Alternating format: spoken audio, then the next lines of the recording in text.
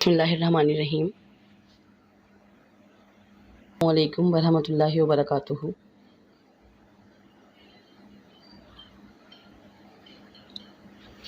نہیں ہے کھیل اے داغ یاروں سے کہہ دو کہ آتی ہے اردو زباں آتے آتے۔ گلستان اردو میں آمنہ انجم کی جانب سے کلاس نہم اور دہم کے طلبہ و طالبات کو خوش آمدید کہتے ہیں۔ ہمیں امید ہے آپ سب لوگ خیریت سے ہوں گے۔ آج کی ویڈیو میں اسٹوڈنٹس ہم آپ کے ساتھ آپ کے نصاب میں شامل مرزا غالب کی غزل کو ڈسکس کریں گے، اس کی تشریحات کریں گے۔ مرزا غالب کی غزل کا عنوان ہے ہر ایک بات پہ کہتے ہو تم کہ تو کیا ہے۔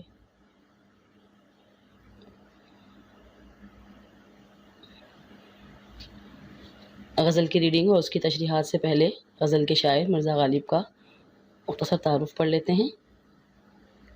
مرزا غالب بحیثیت شاعر، آپ کی ولادت ہے 1797 اور آپ کی وفات ہے 1869۔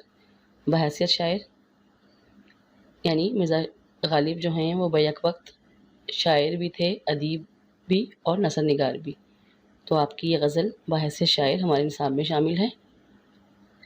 نام مرزا محمد اسد اللہ بیگ خان، آگرہ ہندوستان میں پیدا ہوئے۔ غالب تخلص اور مرزا نوشہ عرفیت تھی۔ غالب سے پہلے اردو غزل پرانے انداز و خیالات کی حامل تھی، لیکن آپ نے فلسفہ، سیاست، معاش اور معاشرت جیسے موضوعات کو نئے انداز سے پیش کیا۔ ندرت بیان، تنوع اور رفت خیال ان کی شاعری کا خاصہ ہے۔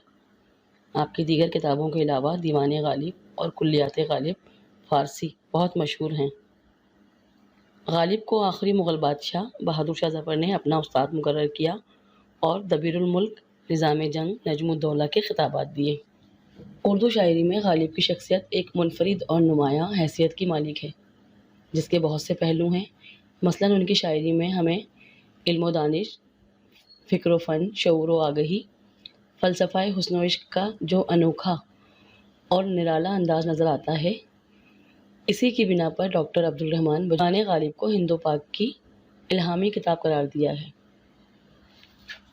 غالب کی شاعری کا دامن نہایت کشادہ اور وسیع ہے، جس میں اس حیات و کائنات کے مسائل پر کہیں کہیں شاعرانہ اور کہیں کہیں فلسفیانہ طور پر ان کی گہری نظر آتی ہے۔ اور غالب کے ہاں غم جانا اور غم زمانہ دونوں کا بیان انوکھے اور نرالے انداز میں نظر آتا ہے۔ آپ کے بارے میں قول پروفیسر رشید احمد صدیقی، عہد مغلیہ نے ہندوستانی تہذیب کو 3 چیزیں عطا کی ہیں: تاج محل، اردو زبان اور مرزا غالب۔ چلتے ہیں غزل کی ریڈنگ کی طرف، اس کی تشریحات کی طرف۔ ہر ایک بات پہ کہتے ہو تم کہ تو کیا ہے، تم ہی کہو کہ یہ انداز گفتگو کیا ہے۔ اس شعر میں تو کیا ہے تحقیر کے لیے استعمال کیا گیا ہے، جو غالب کے محبوب نے غالب کی ہی تحقیر کے لیے استعمال کیا ہے۔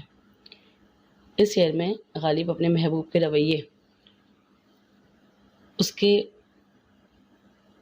کی بد اخلاقی سے دل برداشتہ ہو کر کہتے ہیں کہ تم نہایت حقارت کے ساتھ مجھے کہتے ہو کہ تو کیا ہے، یعنی کہ میں جب بھی اپنی محبت کا اظہار کرتا ہوں یا اپنی محبت کی بھیک تم سے مانگتا ہوں تو تم نہایت حقارت اور تکبر کے ساتھ مجھے کہتے ہو کہ تو کیا ہے، یعنی میری تمہاری نظر میں کوئی وقت اور اہمیت نہیں ہے، میری اوقات نہیں ہے کہ میں تم سے محبت کر سکوں یا تمہارے سامنے اپنی محبت کا دامن پھیلا سکوں۔ غالب اپنے محبوب سے کہتے ہیں کہ تم اپنے آپ کو بہت برتر و اعلیٰ سمجھتے ہو، بہت بہتر سمجھتے ہو مجھ سے، لیکن تم ہی بتاؤ، تم ہی انصاف کرو کہ یہ گفتگو کرنے کا کون سا انداز ہے، یہ کون سی تہذیب ہے کہ تم میری محبت کے جواب میں نہایت حقارت اور تحقیر کے ساتھ مجھے مخاطب کرتے ہو اور مجھ سے بدتمیزی کرتے ہو یا بد اخلاقی کرتے ہو۔ تو تم ہی بتاؤ کہ یہ بات کرنے کا کون سا انداز ہے، کون سا طریقہ ہے۔ چپک رہا ہے بدن پر لہو سے پیراہن، ہماری جیب کو حاجت رفو کیا ہے۔ مرزا غالب اس شعر میں اپنی حالت کو بیان کرتے ہوئے کہتے ہیں کہ ہم محبت میں اس قدر بدحال اور پریشان ہو گئے ہیں کہ ہمارا پورا بدن جو ہے وہ لہو لہان ہو گیا ہے اور ہمارا لباس یا پیراہن جو ہے وہ ہمارے جسم سے چپک گیا ہے، یعنی ہماری حالت اس قدر خستہ ہے کہ اب ہمیں حاجت رفو نہیں ہے، یعنی ہمیں اب اپنے گریبان کو سینے کی حاجت نہیں ہے، ضرورت نہیں ہے۔ ہم اتنے بدحال ہو چکے ہیں کہ ہماری حالت دیکھ کر ہی ہمارے اندر کی پریشانی اور مصیبت کا اندازہ لگایا جا سکتا ہے۔ غالب کہہ رہے ہیں کہ ہماری حالت کو لفظوں میں بیان کرنے کی ضرورت نہیں ہے، یا ہماری حالت کو چھپانے کی ضرورت نہیں ہے۔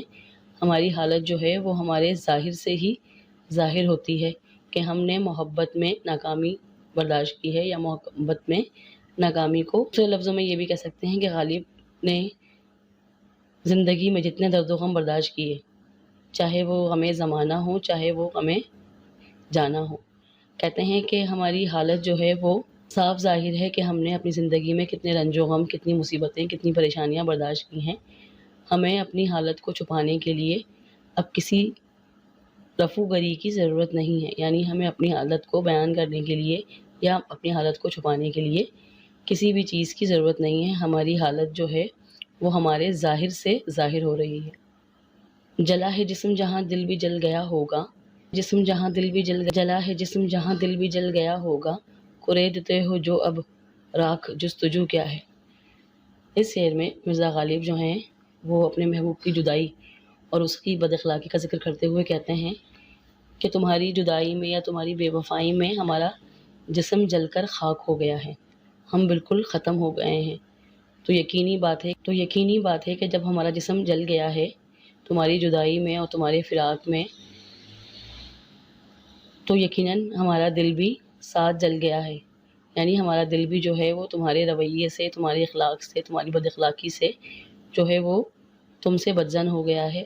اب جو تم ہمارا حال پوچھنے آئے ہو یا جو تم ہمیں کریدنے آئے ہو، تو تمہیں اب کچھ بھی نہیں ملے گا، یعنی ہمارے دل سے تمہاری محبت جو ہے وہ بالکل ختم ہو گئی ہے۔ تم نے ہمیں اتنی تکلیفیں دی ہیں، اتنا دھتکارا ہے، اتنا ذلیل کیا ہے کہ اب ہمارے دل میں تمہاری محبت کا جو دیا ہے وہ بجھ گیا ہے۔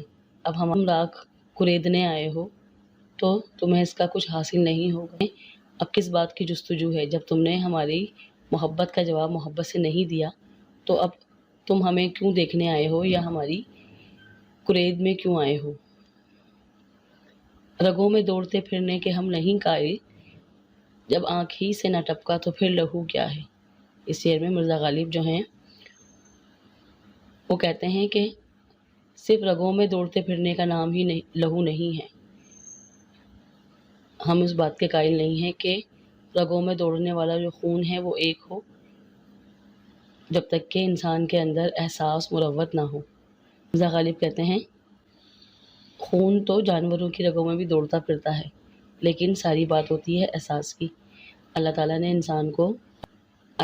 انسان کو اشرف المخلوقات بنایا ہے، تو اس کے اندر احساس، مروت، رواداری، بھائی چارہ، تمام چیزیں جو ہیں وہ پیدا کی ہیں۔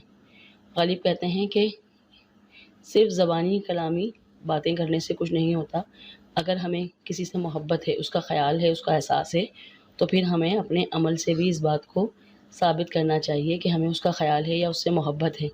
صرف رگوں میں دوڑنے والے خون سے یا ایک خون ہونے سے کوئی فائدہ نہیں ہوتا کہ جب تک کہ ہم کسی کی مصیبت میں، پریشانی میں، دکھ یا تکلیف میں اس کا ساتھ نہ دیں یا اس کے ساتھ نہ روئیں۔ غالب کہتے ہیں کہ ہم ایسے لہو کے قائل نہیں ہیں یا ہم ایسی محبت کے قائل نہیں ہیں جو صرف دکھاوا ہو، جس میں عمل کا کوئی بھی شائبہ تک نہ ہو۔ رہی نہ طاقت گفتار اور اگر ہو بھی تو کس امید پہ کہیے کہ آرزو کیا ہے۔ اس شعر میں مرزا غالب اپنے محبوب سے مخاطب ہوتے ہوئے کہتے ہیں کہ اب ہمارے اندر اظہار کی طاقت نہیں رہی، اب ہمارے اندر گفتگو کی طاقت نہیں رہی کہ ہم اپنا مدعا، اپنی درخواست جو ہے تمہارے سامنے اپنی محبت کا دامن پھیلائیں۔ اب ہماری ہمت اور طاقت جو ہے وہ جواب دے چکی ہے۔ لیکن اگر ہماری اندر ہمت اور طاقت ہو بھی، ہم اپنی ہمت کو جمع بھی کر لیں، حوصلے کے ساتھ دوبارہ سے تمہارے سامنے اپنی محبت کا دامن پھیلائیں، تو کس امید پر؟ کیونکہ ہمیں یقین ہے کہ تم ہمیشہ کی طرح ہماری محبت کا جواب محبت سے نہیں دو گے، بلکہ ہمیں اسی طرح ذلیل و خوار کرو گے اور ہمیں دھتکار دو گے۔ تو ہم کس بل بوتے پر جو ہیں وہ اپنی محبت کا اظہار تم سے کریں، یا ایک بار پھر اپنی محبت کا دامن تمہارے آگے پھیلائیں اور بھیک مانگیں، ہمیں یقین ہے کہ تم ہماری محبت کا جواب محبت سے کبھی دے ہی نہیں سکو گے اور دینا ہی نہیں چاہتے۔ ہوا ہے شہ کا مصاحب پھرے ہے اتراتا، وگرنہ شہر میں غالب کی آبرو کیا ہے۔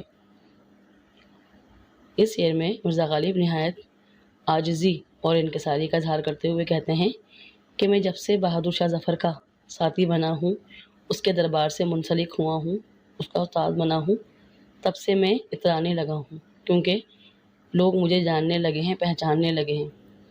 بادشاہ کا استاد ہونے کی حیثیت سے لوگ مجھے عزت دینے لگے ہیں، میری قدر کرنے لگے ہیں، اسی لیے میں اتراتا پھرتا ہوں، ورنہ اس سے پہلے کوئی مجھے جانتا بھی نہیں تھا کہ غالب کون۔ دوسرے لفظوں میں ہم یہ کہہ سکتے ہیں کہ عمرہ کا ساتھ، ان کی دوستی جو ہے وہ انسان کو لمحوں میں مشہور کر دیتی ہے، لوگ اس کی قدر کرنے لگتے ہیں۔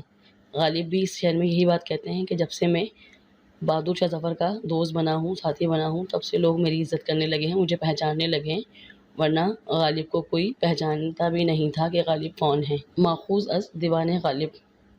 جی اسٹوڈنٹس، ہمیں امید ہے کہ آپ کو یہ غزل اور اس کی تشریحات بہت اچھی طریقے سے سمجھ میں آ گئی ہوں گی۔ تو ملاقات ہوگی آپ کے اردو کے اگلے لیکچر میں، تب تک کے لیے اپنا اور دوسروں کا بہت خیال رکھیے گا۔ میرے چینل کو لائک اور سبسکرائب کرنا نہ بھولیے گا۔ حافظ۔